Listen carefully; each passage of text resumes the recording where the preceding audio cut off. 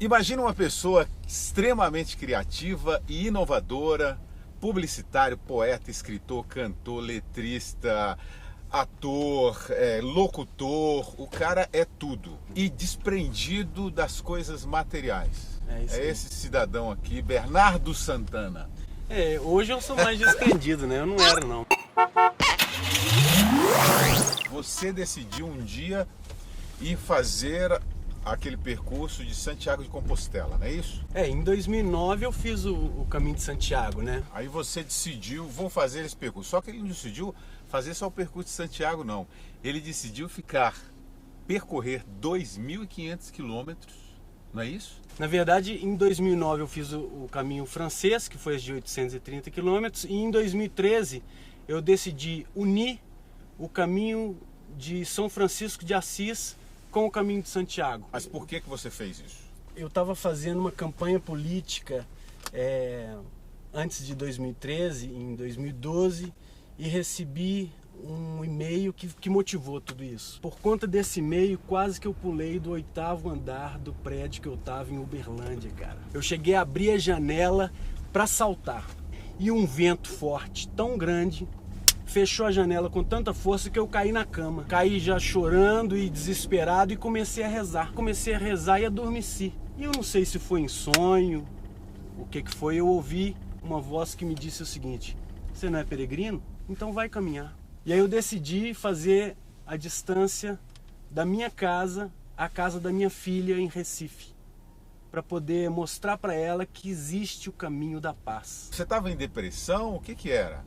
Não, eu tive um problema. Aí entra uma questão que é muito complexa hoje em dia, que é a questão da alienação parental. Eu tive uma filha e a mãe da minha filha decidiu que a gente tinha que disputar a minha filha na justiça. Só que eu acredito que nenhuma criança pode ser disputa de ação judicial. Eu não vou travar o caminho da guerra, eu vou travar o caminho da paz. Eu fui com uma cruz que eu achava que era muito pesada para eu carregar durante 3 meses, 2.500 quilômetros.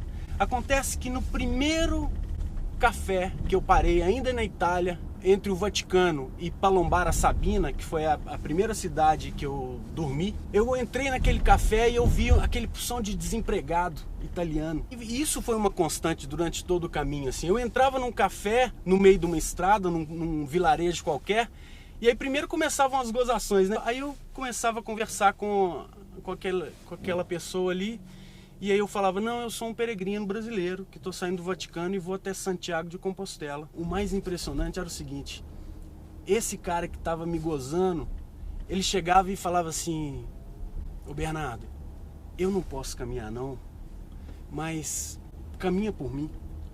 Eu sou um desempregado, eu tenho tantos filhos para criar e tal, não sei o quê, e eu tô na pior aqui. Aí eu pegava minha agenda de bolso, meu Moleskine, e falava assim: qual que é o seu nome? Ele: fulano de tal. Eu anotava o nome dele.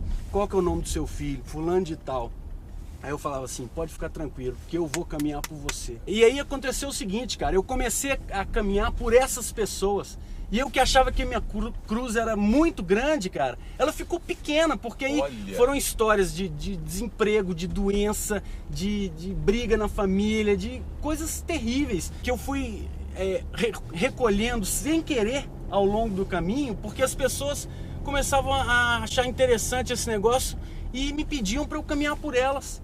Então eu passei exatos 88 dias recolhendo histórias ao longo do caminho para poder levar a dor, o sofrimento, a esperança de cada uma dessas pessoas até Santiago de Compostela, cara. Tá, você virou um peregrino. Você caminhava o dia inteiro e dormia onde à noite? Não, eu comecei com uma média de 42 quilômetros por dia.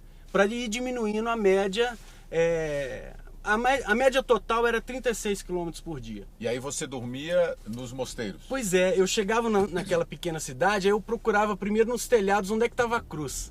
Aí eu via a cruz, aí descobria onde é que estava a igreja. Aí chegava na igreja, assistia a missa, invariavelmente, todos os dias, e aí procurava o padre. Porque o caminho de Santiago de Compostela, esses 830 quilômetros, você tem os albergues de peregrinos, mas onde eu passei, os 2 primeiros meses, não tinha nada disso. E às vezes eu dormia na sacristia, eu dormia no quartinho de despejo da igreja. Ó, nós estamos caminhando aqui, dando esse giro com o Bernardo Santana, em Belo Horizonte. Ele mora em Belo Horizonte. Nós estamos passando exatamente nesse momento na Avenida do Contorno, que é uma avenida grande que tem aqui na capital, que circula toda Belo Horizonte. Aliás, antigamente ela foi criada para circular Belo Horizonte, só inteira, ficar por né? fora, Belo Horizonte inteira. Hoje ela é não é nada, um mosquitinho, né? Aqui. Bom, vamos seguir, Bernardo. E os riscos, Bernardo? Porque você estava sozinho, né? E você não conversava com ninguém nesses percursos só na hora que parava para comer alguma coisa. Só na hora né? que parava. Ou as pessoas te encontravam, paravam com o carro no meio da estrada? Eu ia no canto da estrada. Eu passava por dentro de pastos ou em trilhas, mas a maior parte desses primeiros 2 meses foi no canto da estrada. Teve algum momento que você sentiu muito medo? O maior medo era encontrar comigo mesmo. Pra falar a verdade. É mesmo? Porque acontece o seguinte, cara. Você, quando se dispõe a caminhar 3 meses, durante praticamente 12 horas por dia, é como se você tivesse deitado no divã 12 horas por dia, durante 3 meses, cara. Então você caminha com o melhor de você, que é o que te faz levantar e seguir adiante, e você caminha com o pior de você. Mas e aí, você se encontrou? Eu encontrei muitos Bernardos, assim. Muitos Bernardos bacanas e muitos Bernardos terríveis. Pô, não foram 10 vezes que eu agachei no chão, chorando e dizendo, pelo amor de Deus, o que eu tô fazendo aqui, cara? Porque uma coisa é você tá no dia a dia aqui, aí você tem, sei lá, sua mulher, sua esposa, sua namorada, seus amigos, enfim, você tem um monte de coisa para poder te distrair. Agora você ficar olhando no espelho o tempo inteiro, cara, enquanto você caminha sozinho numa estrada que você não conhece, não sabe onde vai chegar, o que vai comer, você tá numa situação limite de observação profunda. Então você observa tudo o tempo inteiro. Peguei neve, peguei frio, peguei chuva. Teve dia que eu achei que eu ia congelar.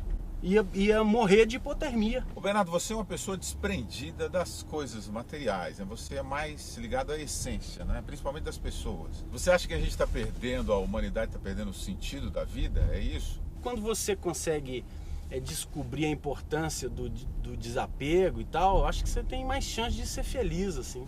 Eu hoje sou muito mais feliz do que eu era. 2.500 quilômetros você percorreu. No dia que você parou, qual foi a primeira reflexão que você fez? A primeira coisa que você pensa é: não posso parar aqui. Tem uma coisa que é muito bonita. Essa é a concha de Santiago, né? Que é um dos símbolos mais fortes do caminho. E eu, uma vez, fazendo ainda o primeiro caminho de Santiago, tem um hospitaleiro que me contou o seguinte, que quando a gente faz o caminho, a gente tem que fazer com a concha virada para fora. E depois que a gente termina o caminho, a gente passa a andar com a concha virada para dentro. Por quê? Porque a concha é como uma mão. Você, quando está com ela virada para fora, você está pedindo. Então é um momento que você está precisando de ajuda. Então é a ração de comida que você precisa, a água, o ensinamento. Então você está ali ainda na súplica. Quando você termina, você tem um compromisso. Aí você tem que fazer o seguinte, virar. Porque aí você tem que passar isso para as outras pessoas. Dizer o tanto que é importante esse caminho do eu, esse caminho de descoberta. O que isso trouxe de bonito, de importante, de forte para você. Seja você religioso ou não. Alguém já te chegou a dizer isso? Bernardo, você é meio louco fazer Pô, um negócio todo desse. mundo, até meu pai e minha mãe. Como é que você vai sair do Vaticano e vai andar 2.500 quilômetros a pé? O mais legal disso tudo, cara, é que eu não sou um super-herói. Sabe? Eu não tenho um poder mágico que me fez andar 2.500 quilômetros.